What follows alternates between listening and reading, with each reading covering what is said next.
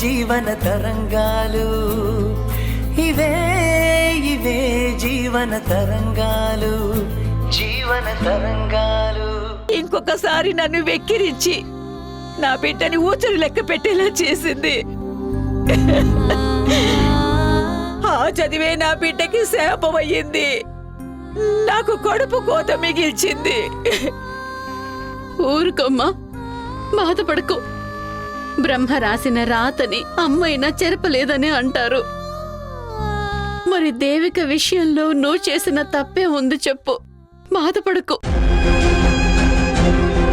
3 ముళ్ళు వేసుకొని భర్తతో సంతోషంగా గడపాల్సిన దేవిక అక్కడ ఒంటరిగా ఉండడాన్ని నేను భరించలేకపోతున్నాను. నా ప్రాణం పోతున్నంత నొప్పిగా ఉందమ్మా. నా చెల్లెలు నాకు దూరంగా ఉంటే నాకు శ్వాస సరిగా ఆడట్లేదమ్మా. నీ చెల్లెలు ఒంటరిగా అక్కడ ఉపవాసాలు చేస్తుంటే నువ్వు మాత్రం అందరితో కలిసి ఇంట్లో ఎలా ఉండగలుగుతున్నావు? నీ చెల్లెల దగ్గరికి వెళ్లకుండా ఇక్కడే ఉంటావా? నువ్వొక తోడబుట్టిన దానివేనా అని నా మనస్సాక్షి నన్ను శూలల్లాంటి ప్రశ్నలతో నా గుండెని తూట్లు పడుస్తుందమ్మా. అసలే దేవికకి ఆరోగ్యం సరిగా లేదు. టైంకి తిని టాబ్లెట్స్ వేసుకోవాలి. తనకి జరిగిన అవమానానికి పచ్చి మంచి నీళ్లు కూడా ముట్టుకొని ఉండదు. పదమ్మా, దేవికకి భోజనం తీసుకెళ్దాము. అలాగే ధరణి, కీర్తిని కూడా రెడీ అవ్వమని చెప్తాను. వద్దమ్మా, ఈ విషయంలో కీర్తిని దూరం పెట్టడమే మంచిది. మనిద్దరమే వెళ్దాం. సరే రా.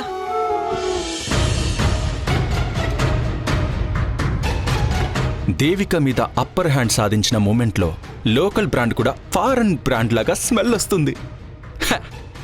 దేవిక మీద గెలిచినందుకు లెట్స్ సెలబ్రేట్ ద పార్టీ.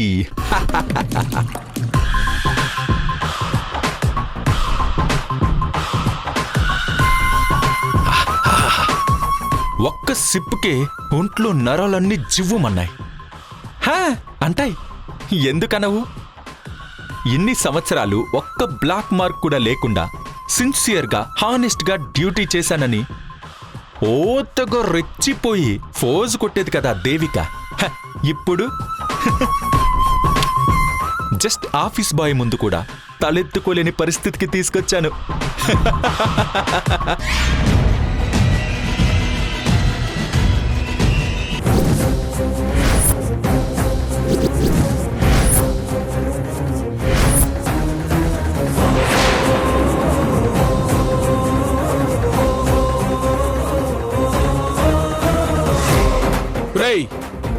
ఎప్పటినుంచో నీ మీద ఉన్న అనుమానం నిజమైందిరా. నువ్వు ఒక ఫ్రాడ్ గాడివి. దేవికను నమ్మించి గొంతుకొచ్చావు. దేవిక వెన్నంటే ఉండి వెన్నుపోటు పొడుస్తున్నావు. గొర్రె కసాయి వాణ్ణి నమ్మినట్టు దేవిక నిన్ను నమ్మిందిరా. దేవికని జైలుకు పంపించి నువ్వు ఇక్కడ మందు కొడుతూ ఎంజాయ్ చేస్తావంట్రా. నిన్ను అన్నయ్య, నన్ను వదలండి అన్నయ్య, వదలండి. ఏంటి మీరనేది?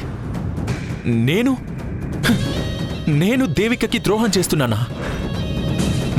మీరు పొరపాటు పడుతున్నారన్నయ్య. నోరు మీరా కుక్క. మనిషి మొహాన్ని చూసి వాడు ఎలాంటి వాడో అంచనా వేయగల కెపాసిటీ ఉన్నోడిరా. నీ మొహం చూసినప్పుడే నువ్వు ఒక పెద్ద జాదుగాళ్లా ఉన్నావని అనిపించింది. ఆ అనుమానంతోనే నీ మీద ఓ కన్నేశాను. ఎప్పుడెప్పుడు దొరుకుతావా అని, ఎప్పుడెప్పుడు నీ నిజ స్వరూపం బయట పెడదామా అని కాచుకుని కూర్చున్నాన్రా. ఇన్నాళ్లకు దొరికావు. అన్నయ్య, మీకేమైనా పిచ్చి పెట్టిందా? నన్ను అనుమానిస్తున్నారండి. రై, నిజం చెప్పరా. బ్రీఫ్ కేసు ఇంట్లో పెట్టి దేవికని జైలుకు పంపించింది నువ్వే కదూ? చెప్పరా, నిజం చెప్పరా. అన్నయ్య, వదలండి. ఒక్కసారి నేను చెప్పేది వినండి. ప్రమాణ పూర్తిగా చెప్తున్నాను. మీరు నన్ను అపార్థం చేసుకొని అనుమానించారు, కానీ మీరన్న మాటల్లో ఎలాంటి నిజం లేదు. దేవికకి వెన్నుపోటు పొడుస్తానని అన్నారే, అది నేను భరించలేనన్నయ్య. ఆ మాట వింటేనే నాకు వెన్నులో వణుకు పుడుతుంది. నాకు భయమేస్తుందన్నయ్య. ఇలా ఎమోషనల్ గా మాట్లాడితే వదిలేస్తాననుకున్నావా? ప్లీజ్, నా మాట వినండి. నా దేవిక నేనెందుకు జైలుకి పంపిస్తాను? కలలో కూడా అలా ఊహించను. జైల్లో ఉన్న దేవికని విడిపించాలని బెయిల్ కోసం ఎంతో ట్రై చేశాను. దేవికను విడిపించమని ఎంతోమంది కాళ్ళు పట్టుకుని బ్రతిమాలాను. కానీ బెయిల్ రావడం ఇంకా లేట్ అయ్యేలా ఉంది. నా దేవిక ఇంటికి రావడం ఇంకా లేట్ అవుతుందన్న బాధతో నేను మందు తాగుతున్నానన్నయ్య.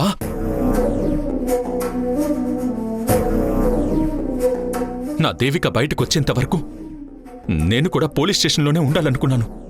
కానీ దేవిక నన్ను పంపించేసింది. ఇవేమీ తెలుసుకోకుండా గొడవ పడుతున్నారేంటి? రేయ్, నువ్వు కపట నాటక సూత్రధారివిరా. నీ తేనె పూసిన మాటలు దేవిక నమ్ముతుందేమో గాని నేను నమ్మనురా. అమాయకురాలైన దేవికి నీ గురించేం తెలుసురా? అందుకే నీ ఆటలు సాగుతున్నాయి. ఒకవేళ దేవిక నిన్ను క్షమించినా నేను నిన్ను క్షమించను. నీ అంతు చూసే తీరుతాను.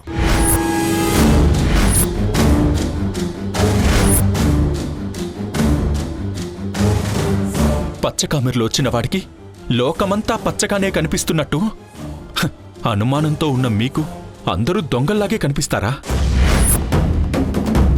మీరు నన్ను అనడం కాదు, నాకు కూడా మీ క్యారెక్టర్ తెలుసు కాబట్టి మీ మీద నాకు డౌట్గా ఉంది.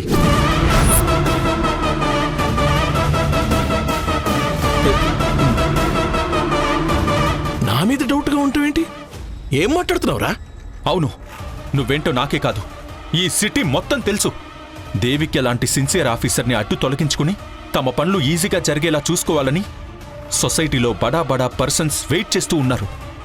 నువ్వు డబ్బుల కోసం ఆశపడి అలాంటి వాళ్లతో చేతులు కలిపి కావాలనే బ్రీఫ్ కేస్ పెట్టి దేవికని ఇరికించావేమో అని నాకు అనుమానంగా ఉంది.